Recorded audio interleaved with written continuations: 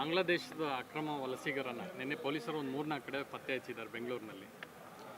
ಬಾಂಗ್ಲಾದೇಶಿ ಅಕ್ರಮ ವಲಸಿಗರು ಲಕ್ಷಾಂತರ ಸಂಖ್ಯೆಯಲ್ಲಿ ಬೆಂಗಳೂರು ಮತ್ತು ಕರ್ನಾಟಕದ ಉದ್ದಗಲಿಕ್ಕಿದ್ದಾರೆ. ವಿಶೇಷವಾಗಿ ಚಿಕ್ಕಮಗಳೂರು, ಕೊಡಗು, ಹಾಸನದ ಕಾಫಿ ತೋಟಗಳಲ್ಲಿ. ಇದರ ಜೊತೆಗೆ ಬಹುತೇಕ ಬೆಂಗಳೂರಿನ ಕಾರ್ಖಾನೆಗಳಲ್ಲಿ ಕೂಡ ಕೆಲಸ ಮಾಡ್ತಿದ್ದಾರೆ. ಚಿಂದಿ ಆರಿಸೋದು ಇವರು ಕೂಡ ಅವರೇ ಅನ್ನುವಂಥ ಮಾಹಿತಿ ಇದೆ. ಅವರಿಗೆ 1,000 ರೂಪಾಯಿ ಕೊಟ್ಟರೆ, 500 ರೂಪಾಯಿ ಕೊಟ್ಟರೆ ಆಧಾರ್ ಕೊಡುವಂಥ ಕೊಡಿಸುವಂಥ ಒಂದು ವ್ಯವಸ್ಥೆಯೂ ಕೂಡ ಇದರೊಳಗಿದೆ. ಹಾಗಾಗಿ ಈ ರಾಜ್ಯದ ಮತ್ತು ದೇಶದ ಆಂತರಿಕ ಸುರಕ್ಷತೆ ದೃಷ್ಟಿಯಿಂದ ನಿರ್ದಾಕ್ಷಿಣ್ಯವಾಗಿ ಅವ್ರು ಐಡೆಂಟಿಫೈ ಮಾಡಿ ಅವ್ರನ್ನ ಹೊರ ಹಾಕಬೇಕು. ಇಲ್ಲ ಕೆಲಸಕ್ಕೆ ಅವಶ್ಯಕತೆ ಇದೆಯಾ, ನಾವು ಅವತ್ತೇ ಹೇಳಿದ್ದೀವಿ, ನೀವೊಂದು ಅವರಿಗೆ ಬಾಂಗ್ಲಾದೇಶಿಗಳು ಅಂಥೇಳಿ ಹೇಳಿ ಆಮೇಲೆ ನೀವು ಇಲ್ಲಿ ವರ್ಕಿಂಗ್ ವೀಸಾ ಕೊಡಿ. ಅವ್ರಿಗಿಲ್ಲಿ ವರ್ಕಿಂಗ್ ವೀಸಾ ಅಧಿಕೃತವಾಗಿ ಬರಲಿ. ಕದ್ದು ಯಾಕೆ ಬರಬೇಕು? ಇಲ್ಲಿ ಕದ್ದು ಮಾಡಬಾರ್ದೆಲ್ಲ ಮಾಡಿ ಅದ್ಯಾಕೆ ಅವ್ರಿಗೆ ಅವಕಾಶ ಕೊಡಬೇಕು? ಬರಲಿ, ಅವರಿಗೆ ಅವ್ನು ಬರಬೇಕು ಒಂದು ವರ್ಕಿಂಗ್ ವೀಸಾ ತೊಗೊಂಡು ಬರಲಿ. ಸರ್, ಈಗ ಅಕ್ರಮ ಸುಳ್ಕೋರಾಗಿ ಬಂದಿರೋದು ವರ್ಕಿಂಗ್ ವೀಸಾಕ್ಕೆ ಅರ್ಜಿ ಯಾಕೆ ಬರಲಿ? ಅವ್ರು ಹೇಳ್ತಾರೆ ಬಾರ್ಡರ್ ಇರೋದ್ರಲ್ಲಿ ಉತ್ತರ ಭಾರತದ ರಾಜ್ಯಗಳಲ್ಲಿ ಯಾರು ಅಲೋ ಮಾಡ್ತಾರೆ, ಕೇಂದ್ರ ಸರ್ಕಾರ ಸರಿಯಾಗಿ ಭದ್ರತೆ ಇಲ್ಲ ಕಾರಣಕ್ಕಾಗಿ ಬರ್ತಾರೆ ಅವರು ಅರೆ ಸತ್ಯವನ್ನು ಹೇಳ್ತಾ ಇದ್ದಾರೆ. ಪೂರ್ಣ ಸತ್ಯ ಏನು? ಪೂರ್ಣ ಸತ್ಯ ಗಡಿ ಗುರುತಿಸದೇ ಇರೋದು,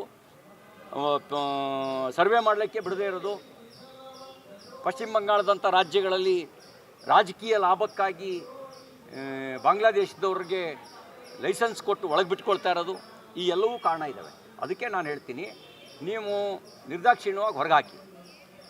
ಪುನೀತ್ ಕೆರೆಹಳ್ಳಿ ಹಿಡ್ಕೊಟ್ರು, ನೀವೇನು ಮಾಡಿದ್ರಿ? ಅವ್ರ ಮೇಲೆ ಕೇಸ್ ಹಾಕಿರಿ. ಕೇಸ್ ಹಾಕಿ ಏನು ಮೆಸೇಜ್ ಕೊಟ್ರಿ? ನಾವು ಅಕ್ರಮ ನುಸುಳುಕೋರ್ರ ಪರ ಅನ್ನೋ ಸಂದೇಶ ಕೊಟ್ರಿ. ಪುನೀತ್ ಕೆರೆಹಳ್ಳಿ ಅಪರಾಧ ಏನು ಹೇಳಿ? ಹಿಡ್ಕೊಟ್ಟಿದ್ದ ಅಪರಾಧನಾ? ಪೊಲೀಸರಿಗೆ ನೆರವಾಗಿದ್ದ ಅಪರಾಧನಾ? ಯಾಕೆ ಕೇಸ್ ಹಾಕಿದ್ರಿ? ಕೇಸ್ ಹಾಕಿದ ಉದ್ದೇಶ ಏನು?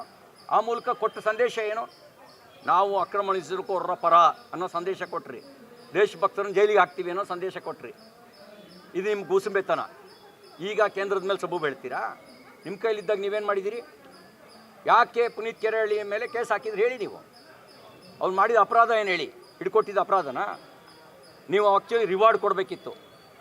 ನೀವು ಹಂಗೇನಾದ್ರು ಇದ್ದರೆ ಈ ಪೊಲೀಸು ಇಲಾಖೆಗೆ ನೆರವಾದ ದೇಶಭಕ್ತಿಯ ಪ್ರಕಟೀಕರಣ ಮಾಡಿದಂಥ ಪುನೀತ್ ಕೆರೆಹಳ್ಳಿಯವರಿಗೆ ನಾವು ಅವರಿಗೆ ಅಭಿನಂದಿಸ್ತೀವಿ ಅಂತ ಹೇಳಬೇಕಿತ್ತು. ನಿಮ್ಮ ಯೋಗ್ಯತೆಗೆ ಅದನ್ನು ಮಾಡೋದ್ರ ಬದಲಿಗೆ ಜೈಲಿಗೆ ಹಾಕಿ, ಕೇಸಿ ಹಾಕಿ ಜೈಲಿಗೆ ಹಾಕಿ ಹೆದರಿಸ್ತೀರಿ ನೀವು ಅವರಿಗೆ. ಸರ್, ರಾಜ್ಯದಲ್ಲಿ ಕಳೆದ 5 ವರ್ಷದಲ್ಲಿ 15,000 ಜನ ಮಕ್ಕಳು ನಾಪತ್ತೆಯಾಗಿದ್ದಾರೆ. ಬೆಂಗಳೂರಿನಲ್ಲಿ 5,000 ಜನ ಮಕ್ಕಳಿದ್ದಾರೆ. ಭಾಳ ಆತಂಕದ ಸಂಗತಿ.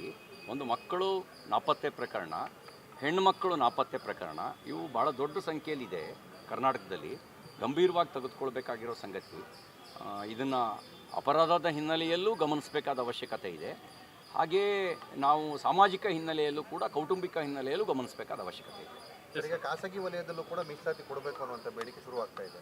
ಸರ್ಕಾರ ಸರಿಯಾದ ಸಮಯದಲ್ಲಿ ಉದ್ಯೋಗ ಭರ್ತಿ ಮಾಡ್ತಾ ಇಲ್ಲ, ಮೀಸಲಾತಿ ಸಮಸ್ಯೆ ಎದುರಾಗ್ತಾ ಇದೆ. ಖಾಸಗಿಯಲ್ಲೂ ಅದರ ಬೇಡಿಕೆ ಬೇಕು ಅನ್ನುವಂಥದ್ದನ್ನು ಶುರು ಮಾಡ್ತಾ ಇದ್ದಾರೆ.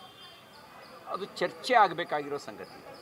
ಅದನ್ನು ನಾನು ಚರ್ಚೆ ಮಾಡಬೇಕು. ಯಾಕೆಂದರೆ ಬಂಡವಾಳ ಅವ್ರು ಸ್ವಂತ ಬಂಡವಾಳ ಹಾಕಿರ್ತಾರೆ. ಆ ಬಂಡವಾಳಕ್ಕೆ ಶ್ಯೂರಿಟಿ ಯಾರು?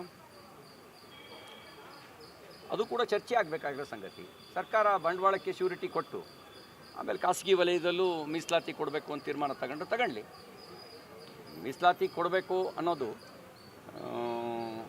ಯಾವ ಕಾರಣಕ್ಕೆ ಪ್ರಾರಂಭ ಆಯಿತು ಅನ್ನೋದು ಗೊತ್ತಿರೋ ಸಂಗತಿ. ಮೀಸಲಾತಿ ಕೊಡಬೇಕು. ಎಲ್ಲೇವರೆಗೂ ಅಸ್ಪೃಶ್ಯತೆ ಜೀವಂತವಾಗಿರುತ್ತೋ ಅಲ್ಲೇವರೆಗೂ ಮೀಸಲಾತಿ ಕೊಡಬೇಕು. ಖಾಸಗಿ ವಲಯದಲ್ಲಿ ಕೊಡಬೇಕು ಅಂತ ಹೇಳಿದ್ರೆ ಬಂಡವಾಳನೂ ಸರ್ಕಾರನೇ ಕೊಡಬೇಕು.